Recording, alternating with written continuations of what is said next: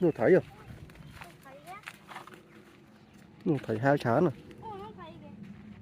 Đừng còn thấy rồi.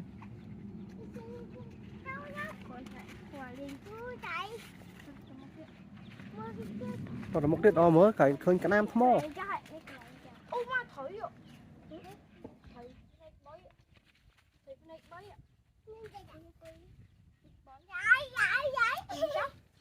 Thầy thông ạ. Hả? Nộ thầy thông kia. Không quen.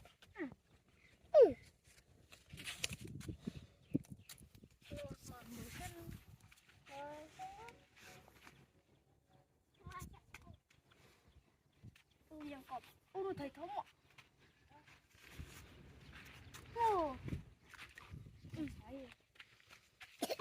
Tôi đây nha. Này thấy. Một đứa. Mừng tiếp sau cho. Kéo.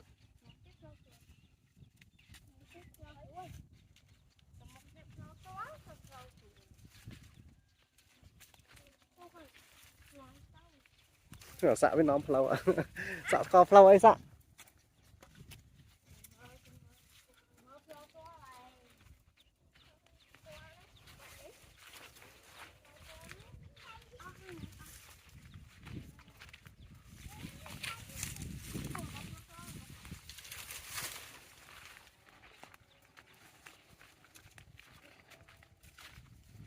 Bữa mình khơi cái nam ấy.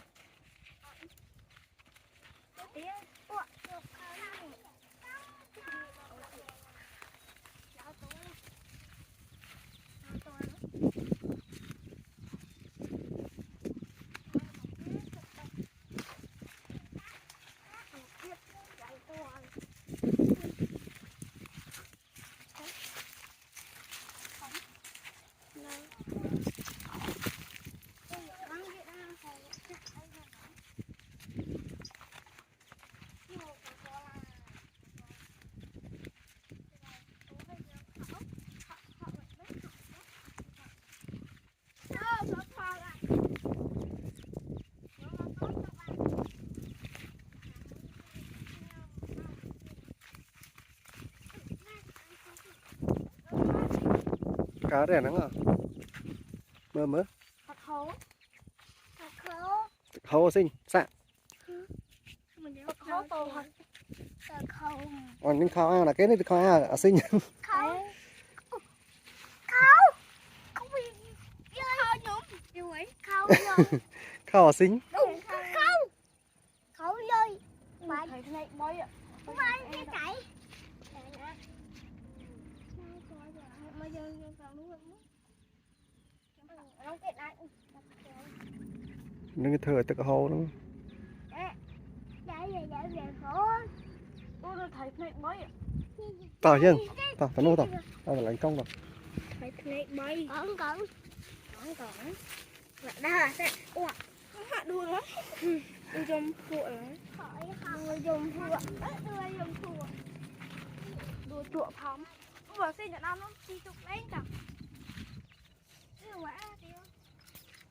bảo xạ với tao hối à tao hối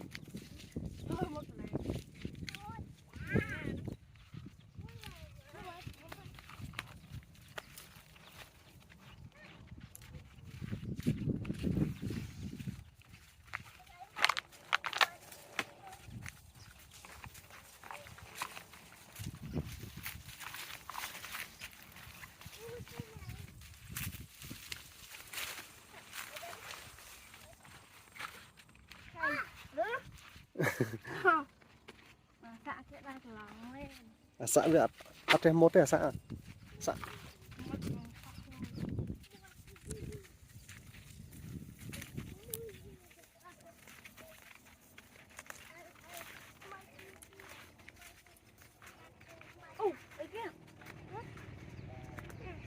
đấy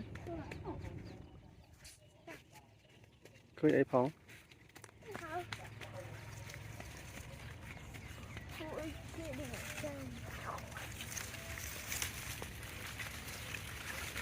về cực Đà Lạt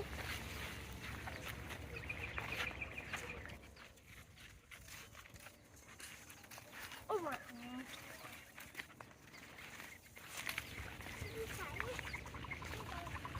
tôi soi chứ.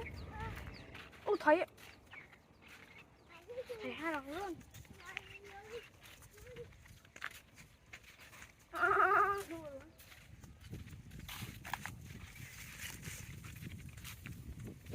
Chà, xin ngon. Cho nó lứa này.